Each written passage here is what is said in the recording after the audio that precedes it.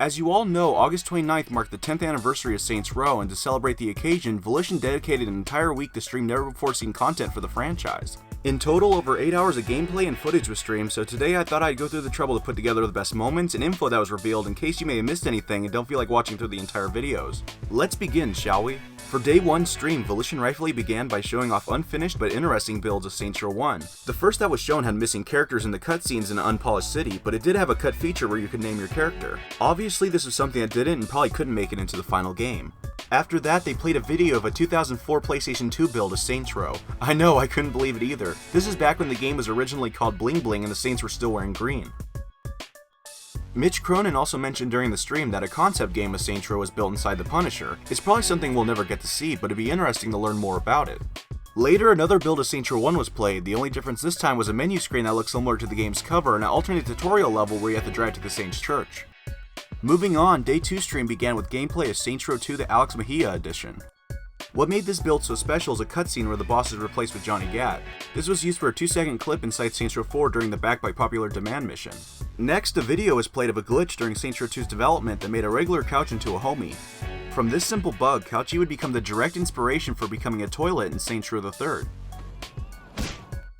Later on, there was a discussion of a cut activity where you'd hose down homeless NPCs. A version of this concept ended up becoming the epilogue mission where you destroy homeless shacks in the underground taverns. It was also mentioned that a homeless boss was cut from the end of the mission as well. Like originally, that part where you go to the underground and clean out the bums ended with a boss fight where you fought a super bum called the Bumaga. Yeah. Which is apparently a Final Fantasy reference. Yeah. Next, some never-before-seen concept art was shown, revealing some interesting gangs. Apparently, there was an idea to have a punk-like militia and even a mime gang. After the concept art, my homie Mike Watson, aka Idle Ninja, came in to show off one of the mods he made in a drug-fueled exploration of the game's files. The mod he showed allows you to push your customization sliders past your limit, making for some terrifying side effects. Day 3 started us off with gameplay of the cancelled Xbox and PSN arcade game Money Shot. If you've never heard of this game before, check the description below for its official concept doc. Anyways, gameplay for Money Shot has shown up online in the past, but this was the first time we finally got to see all the levels in the game.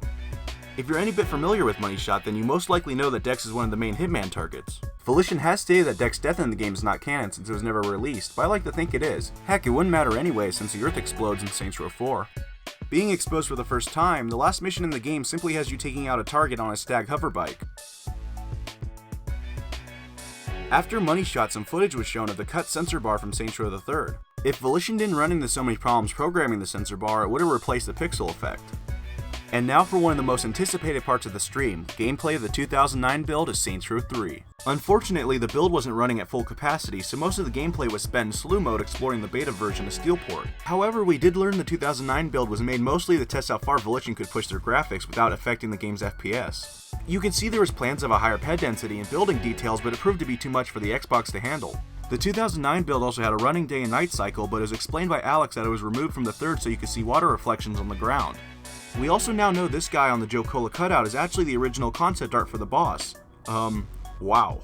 Next, some more 2009 footage and other early footage was shown. One interesting thing that was mentioned was a Punisher Easter egg that had to be removed from the final version of Saints Row 3 because the company didn't have the rights to it. If you clear your system cache on the Xbox, you can still see it in Kinsey's crib.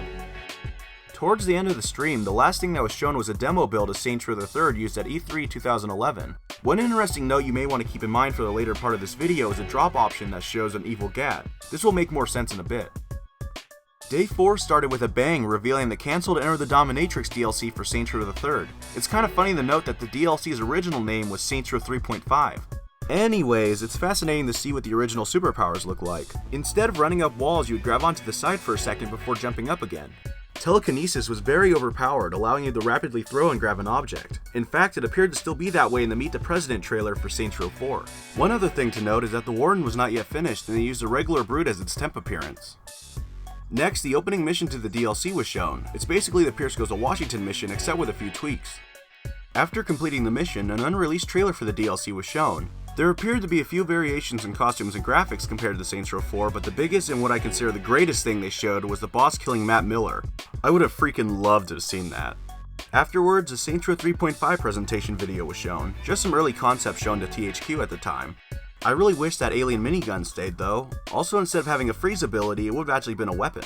And now for the most shocking and amazing thing that was shown, the original Saints Row 4. Yes, that's right, Saints Row Part 4, or Saints Row 4 Prime as is referred to in the company, was a game that would have taken place in a new city where the Saints would have taken on an evil clone of Johnny Gat. So the Trouble with Clones DLC was actually referring to this. Also, that evil Gat from the 2011 demo means that Volition must have had this idea in mind for a while.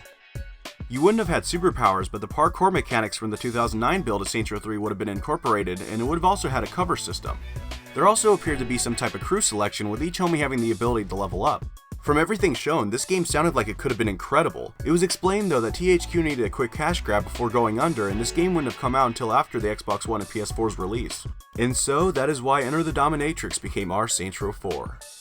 Next on the list was company creations for the first Awesome Week. There was quite a few incredible things shown, like the alien tank, superpowers for vehicles, purchasable drugs with abilities, and a gun that spawns helper monkeys. And of course, the one thing we've been waiting to see for a long time, the dragon. The only reason Puff couldn't make it into Saints Row 4 was because he took up too much memory. So I was actually working some people who were involved with this, trying to see if we could find a build of this anywhere we could compile that had this playable, but unfortunately I was not able to find whichever one had the dragon in it. I think it's good to mention right now too that like a lot of the builds that we have, right, are not necessarily the ones we absolutely want to show, but it's like it's what we could grab and actually show, because there's a lot of technical issues with like trying to pull this out of the closet. It's not just like it's on a disc, it's like it's hundreds of thousands of files that exist on a drive and it has to be compiled and everything. The last thing worth mentioning from the stream was a cut mission they played from Enter the Dominatrix that still ran inside an early build of Saints Row 4. There was going to be a level where you save Donnie from a simulation of Sharp infinitely killing Lynn, so that explains those images and audio logs. It's a shame this was cut, the level seemed fairly finished. And now on to the final stream of the anniversary. An early build of Saints Row Gat Out of Hell was shown with surprisingly a lot of variations from the final game. One difference was Gat's original outfit. It was explained that the outfit was changed because they knew players would rather have Gat in his trademark jacket and jeans. Another difference was an alternate opening to the game where you'd hold on to the foot of a demon while you're flying across the city trying to stop Satan from stealing the boss. This was sadly cut because it became too difficult to code in, and flying across the map would take way too long. The last distinction from the final game is an interior and cut level from Vad the Impaler's castle. The original idea was for Gat to play a game of ping pong against a frat boy demon before shooting him in the face. For the final highlight of the stream, Volition revealed that the mech from Saints Row 4 will be appearing in a PS4 exclusive game, 100-Foot Robot Golf. So, yeah. Well, there you have the highlights from the Saints Row 10th anniversary streams. If you'd like to watch any of these for yourself, please check the description below. Anyways, thanks for watching, and I'll catch you guys next time. This isn't Saints Row 4, this is Saints Row 3.5.